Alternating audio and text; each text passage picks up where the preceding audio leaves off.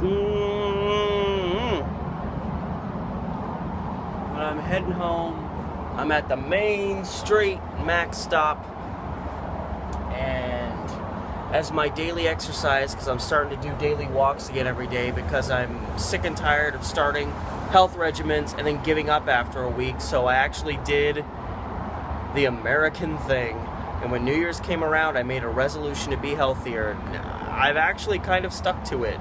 I mean, it's only February, early February, but anyway, once I get off the Max line at Clackamas Town Center, I'm going to walk the rest of the way home. It's about 2.5, 3 miles, so it's a good walk for the day. But as I was pondering my path, I realized there's something very interesting that I've always wanted to visit that's literally going to be right on my way home. So I'm going to try to stop by there.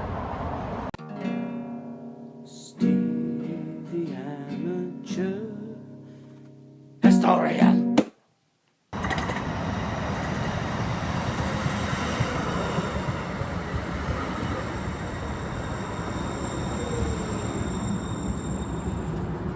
Woo!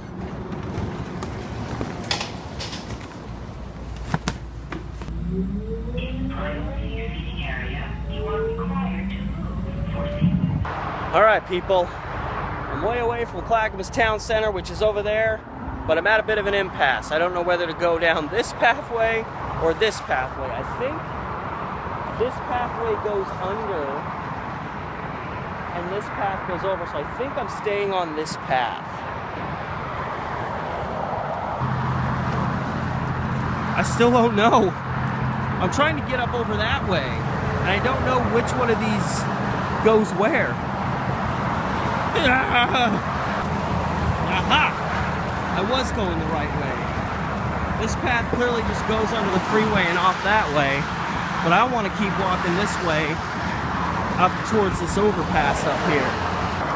Okay, so just to give you a little flavor for what's going on and why this is so interesting. So this is where 82nd Avenue, Highway 224, I-205, they all just kind of come together here. There's just a mess of roads. And if you go off this direction, that's where I want to get to, because there's a place over there that I passed by on 82nd over there numerous times before I even noticed it was there. It's so secluded. And you can't access it by that 82nd, which is technically a highway. There's just a fence there and you just go by it. There's no place to stop. So I'm like, how do you access this place? And then I realized where all this crap is meeting up, there's a little road right next to me here that goes off that way. It's just a little dead-end road that goes off that way. Ambler Road. And it looks like it's just kind of a dead-end road, so I may be out of luck, but there has to be an entry point to this place. And if it is, or if there is, it has to be down this way.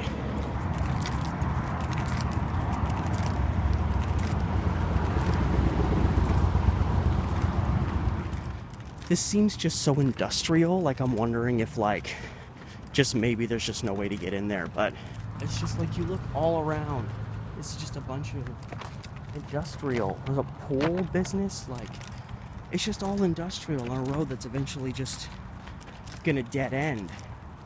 But then if you obviously stay on this road long enough, you will discover a cemetery.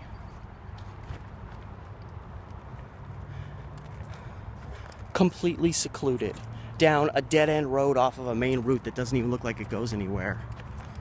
We have a cemetery. And it doesn't look like you're not allowed to go in, but yeah, it's fenced off, so I don't think I can go in, but still, this is absolutely amazing. I kind of figured this was probably, because it looks so small, I figured it's probably like a private cemetery, but Clackamas Pioneer Cemetery, established 1847. Just amazing. Yeah. You've got this marker on this signboard, says, you can't really read it from here, but it says Oregon Historic Cemetery, Oregon Commission on Historic Cemeteries. Makes sense, but Yeah, I didn't realize it was this big. Because, yeah, see, it kind of goes up. And on the other side of the hill is where 82nd is, and you just kind of see a few graves. And I didn't realize it was this big or that it was this old. It's like amazing. De Guzman. Yeah. Hartnell. So, you know, it would be really cool if I could go in there, but I'm assuming since the main fence there is chained, I'm assuming this is a private cemetery, so I'm not gonna push my luck, but I'm still gonna get some really quick, nice visuals of it.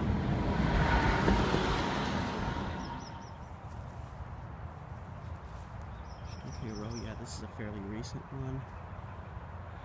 I'm noticing a lot of them have this marker in the middle, like that one has it. This one has it. Oh no, this was a baby. It's always so tragic when you see children that only lived a couple of months, if not more than a couple of days. But it's just wild. I mean, it's all industrial around here. I mean, with the age of this cemetery, obviously this was probably a much more, this was probably just all farmland and fields, and this was like a really legitimate spot for a cemetery at the time. And then obviously, you know, with time and quote-unquote progress, you know, this land got developed as more industrial. But, you know, obviously don't mess with cemeteries. So yeah, it's cool. You've got flag, there's like a bench up there to sit on. It's just really amazing that this is just out here. And a lot of people that live in this area don't even realize that this is here. And I really want to figure out what this marker means. Because this thing right here, I've seen that on multiple graves here, and I have no memory of ever seeing that on any other gravestone at any other cemetery I've ever been to. So I'm wondering if that's something specific to this area, or I need to go on some kind of a website, you know, distinct markers on gravestones or something like that, some kind of weird Google search to find out what that means, because it's so interesting. And yeah, looking up way in the distance, like a lot of these in the foreground, they're in pretty decent shape, they're marble, they're nice, but if you do look up here, you can see like these ones up over here, they have that old grave marker look. So I'm guessing that a lot of the older ones are more off in that direction. Ah, the birds came out to pay their respects.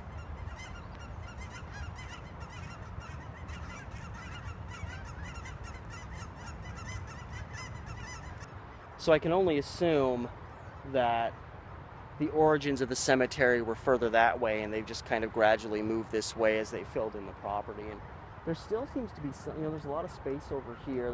There's a one grave that's kind of secluded right there. I'm trying to point it and match up with the camera, but there still seems to be some spots available here.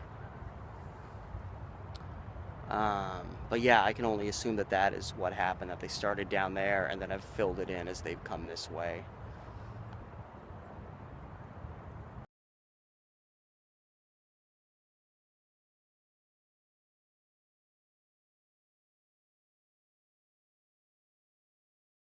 When I decided on impulse to visit this cemetery, I had no idea of its history. I didn't know how old it was. I didn't realize it was going to be as old as it was. But something interesting I found out, because I can't for some reason take down this Jungle Book poster, this big poster that was up in this room before I moved in, but I've just left it up for the last year. It's interesting to note that one of the people who actually has visited the Clackamas Pioneer Cemetery, even like called it Historic Cemetery as I was going away, somebody who visited the cemetery, visited it in 1889 while pretty much traveling all over the world, was Rudyard Kipling, the writer of the Jungle Book. He visited he just was passing through and he visited the cemetery site, and it was kind of in a dilapidated state, and he wrote about it in one of his books, and talked about how it was just decrepit. It was actually kind of maintained by a Baptist church for a while. The church burned down. It kind of fell into a state of disrepair. And then ultimately, over time, some people started managing it, and then they finally got an actual group together to take care of it. And it obviously looks pretty great today, but because of how old it is, it's got a great military history to it. As I took down, this is from the site of that the cemetery maintains. There's 30 Civil War veterans buried there, 14 World War I veterans, 10 World War II veterans, 2 veterans of the Indian Wars, 2 Vietnam veterans, and 1 veteran from the Spanish Wars. I'm assuming that's maybe the Spanish-American War or a different one.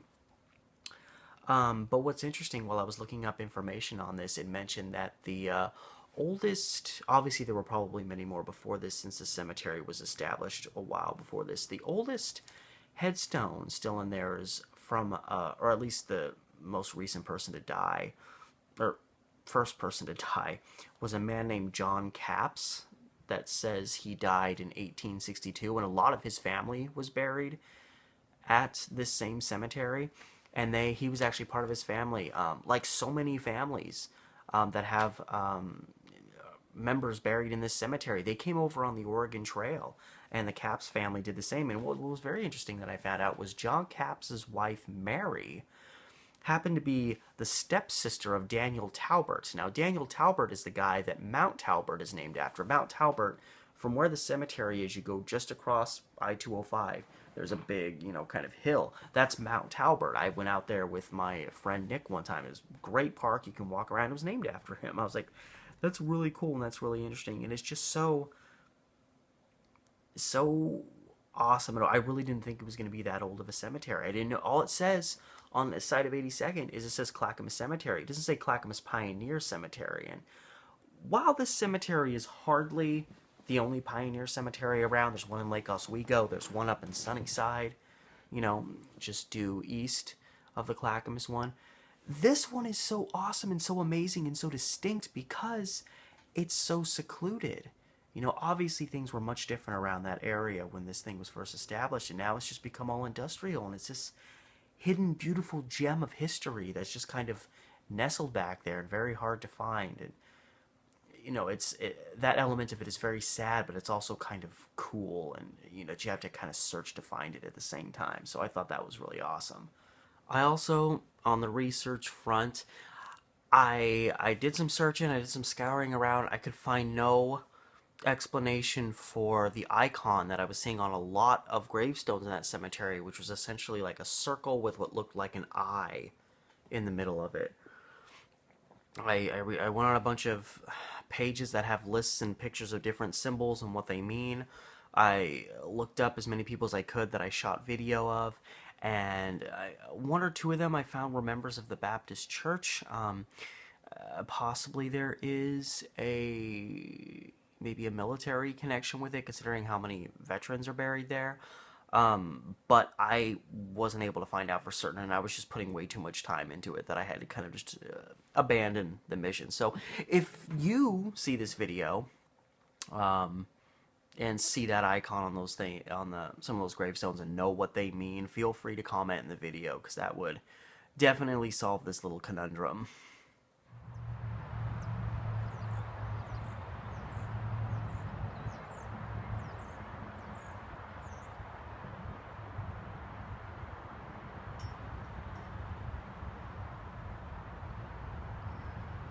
So that was the definition of badass. Clackamas Historic Cemetery, I think is what it said. Had no idea it was going to be that old, but that was really cool. That I was just, since the first time I saw it, I was like, man, I'd love to get up to that place and actually be able to see it. But how do you get in? I knew there was only one way. This way. So it was this way or bust. Anyway, I hope you guys enjoyed coming along for that little trek, little little hidden piece of Oregon history. And till next time, guys, you know the shtick. Like the video if you're gonna like it. Comment if you desire, just don't be a jerk. Share them, subscribe to my channel. I'd love that, and I love you guys. And until next time, this has been Steve the Amateur Historian.